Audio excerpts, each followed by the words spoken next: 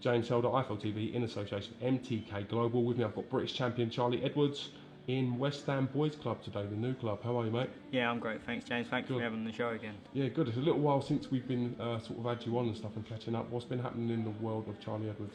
I've just been, I kind of like, after my British title win against Ian Butcher, we had plans to go again on the July the 1st show, which is next week at the O2.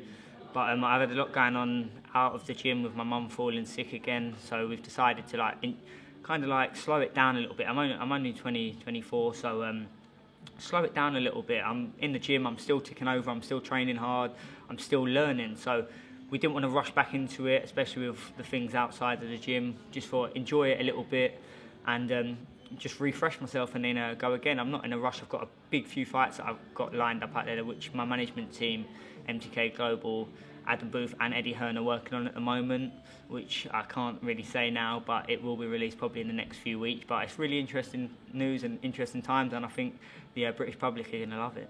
Now, the fight with Ian Butcher was quite a high pressure situation for yourself. The fact that you're both MTK fighters, you're both obviously well respected and well liked within the team and the camp. How do you think you handled being sort of in that pressure cooker? Look, me and Ian, we've known each other for many of years. We've got full respect for each other. So being both of MTK Global, we weren't gonna go around and badmouth each other and try and cause it of a big uproar and silly things. We've got mutual respect for each other. We used to be friends back in the day. Look, it's a business, this game. We were in it to both make money. There's a British title on the line, and that's all that we was aiming for. That's all we was looking for. And it was a respectful build-up to the fight, but I think it showed that it was a good and a classy on both sides. We've heard rumours that there's things in the pipeline for yourself coming on and you're working towards something big. Is there anything you can tell the IFL TV viewers as to regards to what's going on? Really, I can't really. I'd say just don't be shocked. A lot of people wanting it and a lot of people have been around it for a long time, and yeah, keep your eyes peeled and I'm sure you'll be in for a great treat. Now, a lot of the fans have been calling for matches to be made. In particular, we've seen yourself and Andrew Selby. Potentially, that fight could be great. What are your thoughts on that down the line, and do you see that as a big fight? Yeah, definitely a big fight. It's a fight I do want, especially in my career. Listen, you don't get many fighters around your weight where the British public, especially at the weight I am at in the lighter end, where the British public want to see. There's some massive fights at me. The British lighter weights have really started booming. There's been a lot of publicity around us. And it's because we're all great fighters and we've all got good amateur backgrounds. So yeah, it's definitely a fight out there that I want. It's a big fight. I think the British public will really get behind it. But there's loads of other British fighters that they want to see me fight. But yeah, definitely it's a fight I want. We've got some big fights that have been announced. Conor McGregor is going to take on Floyd Mayweather. That potentially has its own draw. What are your thoughts on that, firstly, as a contest? To be honest, in a boxing ring, hands down, Mayweather's the best ever. People like Pacquiao couldn't get near him. Southpaw, Zab Judah, he's beat him comfortably. Do you know what I mean? He's been there and done it all, Mayweather, and you can't really take that away from him. People are saying, "Oh yeah, but Conor McGregor will knock him out. He's used to getting hit in little gloves and things like that." That's the casual fan, and it makes sense because it makes a lot of money. But realistically, on the boxing scene, and because it's in a boxing match, and I don't see McGregor really being in there at all, really. The only chance is a phantom opera punch, which, yeah, at boxing it can happen. But I think Mayweather's got a bit too much, a lot too much ability, and he's never been beaten. He hardly loses a lot of rounds, Mayweather. So you've got to go with Mayweather all day long. And if you wasn't, and you was going towards McGregor, I think you'd be a bit of a fool. But it's an entertainment factor. We're in the entertainment business. It makes sense.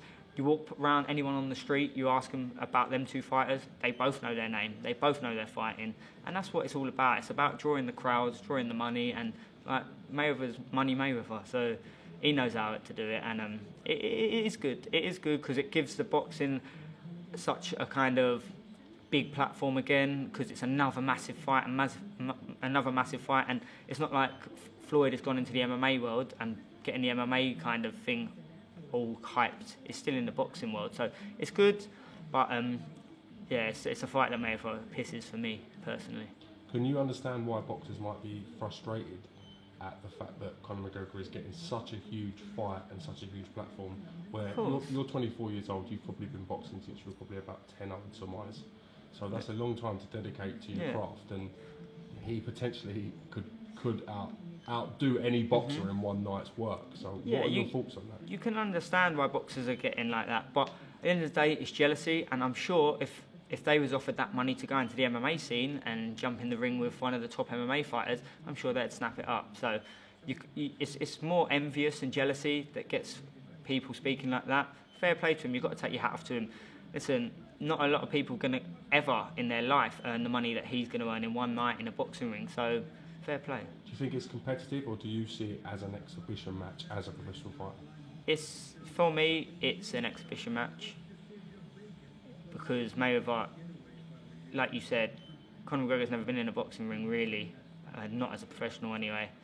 Mayweather's had a long, long career fighting the best of the best, undefeated, the best ever. So on that context, it is a bit of an exhibition for me. Will you buy it, considering how great it's going to be, how the build-up, how anticipated the build-up is? The world and his wife's going to buy it, and that's a fact. And that's why the fight's happening. It makes money, and a lot of it, and that's what makes the world go round. We've seen some people ruthlessly backing Conor McGregor, regardless of experience. So you're of the mindset that Floyd Mayweather will do the job boxing match on Conor. It'd be different if he could get him on the floor and try and choke him out and things like that, but he can't. And if he does, I think there's that in the contract. If he does anything dubious or anything, that he won't get paid. So he's not as. Well, that's what I've heard down the grapevine. So if he's going to do something like that, he's not going to get paid, and that's all he's worried about. Mayweather's such an astute businessman. You couldn't see him being Cobra locked or whatever the case may be, and then paying Conor his purse. So No. yeah, you're probably right. So yeah, it's one of them ones. If it makes money, it makes sense. That's the world of boxing. That's the world of entertainment. It makes the world go round. That's what pays your way of life. That's what pays where you live and how you look after your family. So you can't blame anyone. You can't really speak downfall of them, because at the end of the day, they're just doing their best for their family, and that's all that matters. One fight I want to talk a little bit to you about is obviously Golovkin taking on Canelo. Gennady Golovkin saw Canelo Alvarez, massive fight in Vegas, and a chance to see who is the number one middleweight on the planet. Yeah. What are your thoughts on it?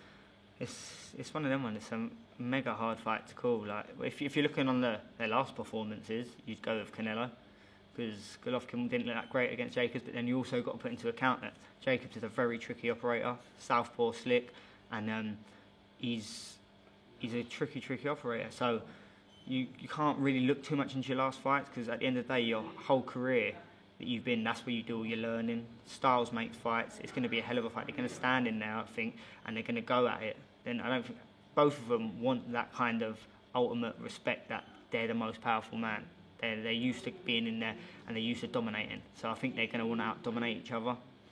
But I've got this feeling, and I just think Golovkin, I think, is been up there. He's older. I know Canelo's getting older, more mature, but I think Golovkin's had the more experience as a pro and as an amateur.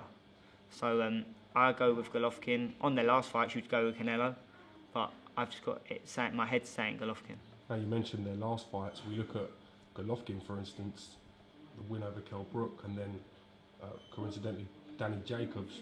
If you're preparing for that Golovkin as opposed to the Golovkin who fought David Lemieux, do you feel Canelo will have a better chance of beating that fighter rather than the Golovkin that fought Lemieux? I don't think really. I think you can't really look too much into your last opponents, and if you do look into Golovkin versus Jacobs and Golovkin versus Brook, you're going to look for his weaknesses there.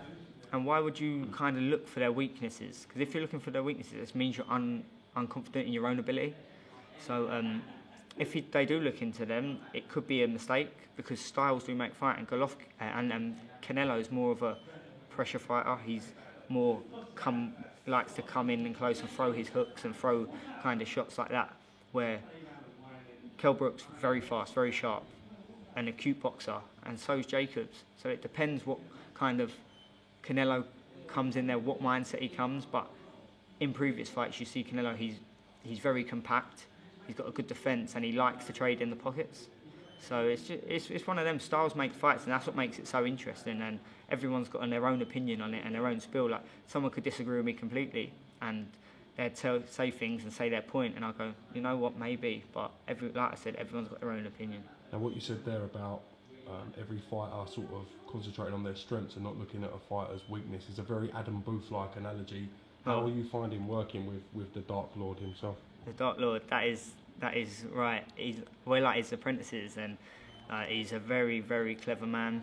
And he's true. I always used to look for people's weaknesses, and when I got with Adam, he kind of changed my mindset, and he goes, don't worry about them. Don't worry about what they're doing. We know what we've got to do. We know what you're capable of, and we know how you're going to deal with things. Whatever they fight you, we're going to give you an answer to anything. You don't have to look too much into what you think they're going to do. Just worry about yourself. And I think Adam's taught me a hell of a lot in such a short space of time. I think I showed that in my last outing, that I've come on leaps and bounds with him, and I'm really looking forward to the future journey. Like, I've got full utter respect for him. Everything he tells me, I believe, and I think really in life, you've got to believe in someone to be able to go out and then execute it and achieve it. So yeah, I've got my full trust, full belief in him.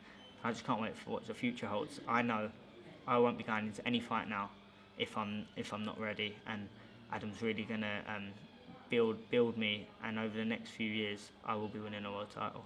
Now, there's a fantastic pool of talent in that stable, young boxers as well as established names. We saw Ryan Burnett winning the IBF title and gaining a nice Harry Potter scar to go along with that. He hates that. We give it to him. I bet he does. He said he wouldn't be best pleased about that. What has it been like in the mood, like in the gym, and have you spoke to Ryan since he won the title? Yeah, the mood in the gym is great. We all bounce off each other. We're very similar, and we're got kind of similar personalities and like traits. We all train hard, we all listen, we all focus. And to be honest, I think that's why we're all in the gym, because I don't think Adam would have you in there if you wasn't his type of person and had the respect and been able to like put in the work and really believe in him. And yeah, having Ryan go on and win that world title, it's just lifted us. Being in the ring, sparring with him the whole way through. I'm going to be sparring with a world champion at the weight above. The strength of him, the experience I gain off him. Every time I get in that ring with him, I'm learning. And I can only be grateful for being able to be in the gym and be around such great people. One fighter that has caught the eye and the imagination of the public recently, especially with his performance on the Newcastle Next Gen show, is none other than pretty boy Josh Kelly. What can you tell us about Josh being in the gym with him day in, day out? He's a great lad. We've been great friends since we was on the GB team. As soon as we met each other, we kind of like hit it off. We're very like the same type of people, having a laugh, but when it's serious, it's serious. And really, he come to Adam, and he just joined after me. And the improvement you've seen in him, the way Adam's got into his head, and the way he's made him change his lifestyle. The only thing that used to let Josh Kelly down was like his like diet and that, but I think Adam's got right into his head, and he really believes now he can be a world champion, and so does everyone else, because he is a special talent, and it's very hard to come people like that. He's kind of like got that natural gifted ability, like a Naz, where things he does in there, not many people could ever dream of doing, but it's all natural to him. And him teaming up with Adam, that is just going to take him all the way, and I think it was the best move he's ever done. Do you think you'll be the man to add another star onto the Adam Booth logo? Me, I'm adding another star. Josh is adding another star. Adam's a great man, a great trainer, and if you really believe in him and you give him your time and you let him develop you how he wants to, he can make anyone a world champion. I really believe that. As long as the talent's there, he can take you all the way. We had this discussion in regarding training Coogan. Could get Coogan to maybe sort of British Masters level. Yeah, I think he could. He could definitely get there. I think on the way up though, he'd struggle. We might have an English title match or something with Eddie. I think Eddie might keep him on the end of his jab. But yeah, you could see maybe if he stepped aside and let Eddie progress onto the British title, then he might get a chance at the English. So yeah, it's one of them ones. If he puts in the hard work, he can definitely get there. Coogan and Eddie should fight for the IFL belt, and they should do it for charity. For charity, 100%. Around about similar weights. Yeah, imagine the views there. Who's your money on that? Probably go with Coogan. I think it's school Eddie. Oh, if you okay. were. Okay. Well, obviously, I'm going to stick with my man. But then again, Eddie was an amateur for Essex. He's for got the being a rookie experience. boxing gym. He's got He the had a few experience. fights and that. He's got the experience and he's got the pedigree. Got the reach. Definitely reach. got the reach. So, down to him. All right, well, listen, Charlie Edwards, thank you very much for answering my questions so honestly, mate. I do appreciate it. And Nice we look one. forward Thanks to for having me hearing on the what channel. the news is regarding, well, what, when and why. Yeah. Thank you very much. Keep your eyes peeled. Cheers.